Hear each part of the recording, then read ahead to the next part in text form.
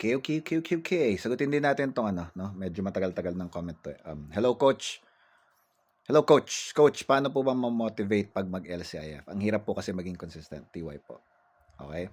So, first off, no, may kanya-kanya tayong burning reasons, no? As to why we need to do LCIF consistently, no? Maaring kadalasan, no, dahil masakit na yung loob natin, dahil nalalait tayo sa pagiging mataba. So that could be a motivation, no? Minsan hate is a powerful motivation na buisit tong mga tao na to. Hindi na ako tinigilan ng panlalait. It could be a motivation. O it could be na for health, no? Personally. It could be for health na dahil meron kang asawa na gusto mo mahaba pa yung pagsasama nyo, mga anak, no? You get to have longer time, no, to spend to enjoy life to the fullest, no, kasama sila. Could be meron kang pinasisikatan na na babae, no, or lalaki, no, gusto mong maakit. So these are samples, no, ng pag-motivate sa sarili natin.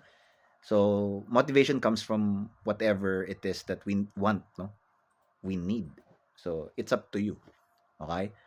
So whatever it is, no, but do not rely on motivation alone, because parang ano yan, it eventually runs out, no. So doing LCIF consistently, hindi motivation ang key, no, it's simplicity. So if you develop a routine na simple enough, so sabi ko nga, success is a result of consistency, and consistency is a result of simplicity. So you need to develop a simple low-carb program, customized, tailor-fitted to you. So whatever that is, so you can do it consistently. Kasi naka-tailor fit yun sa'yo. Akma yun sa'yo.